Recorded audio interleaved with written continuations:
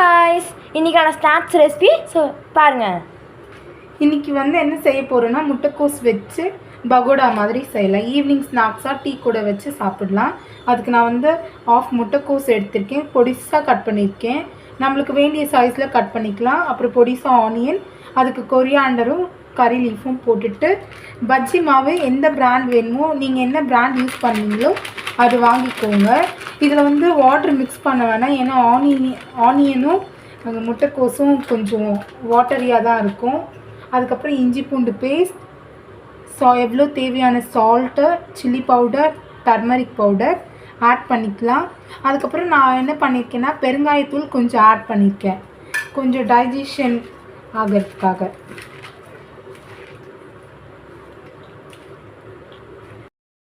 இப்போ நான் எந்த வாட்டரும் ஆட் பண்ணல, போட்ட மிக்ஸ் எல்லாமே மிக்ஸ் பண்ணியிருக்கேன்.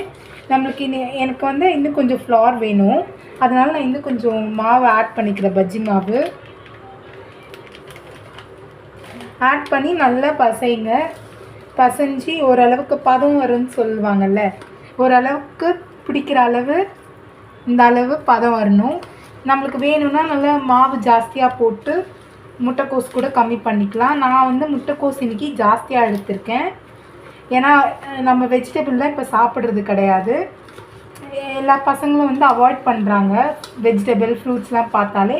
ஸோ இது மாதிரி செஞ்சு ஈவினிங் ஸ்நாக்ஸாக கொடுத்தா, இப்போ இந்த சம்மருக்கு முட்டைக்கோஸ் நிறைய எடுத்துக்கிட்டா நீர் சத்து ஜாஸ்தியாக இருக்குது முட்டைக்கோஸில். அதனால் நீர் சத்து ஜாஸ்தியாக இருக்கிறதுனால சம்மருக்கு கொஞ்சம் நம்ம பாடியை வாட்டரியாக வச்சுருக்கோம். ஸோ இதுக்குமே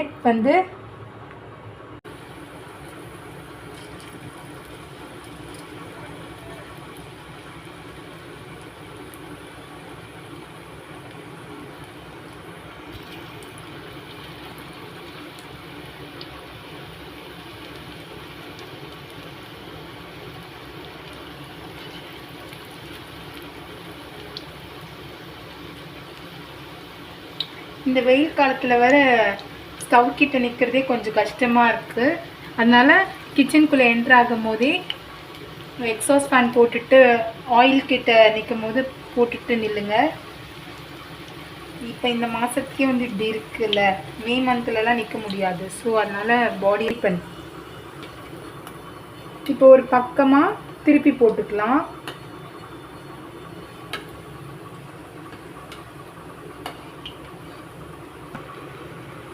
இப்போ ஓரளவுக்கு பொன்னிறமாக வெந்துருச்சு. நான் அதனால் எடுத்துக்கிறேன்.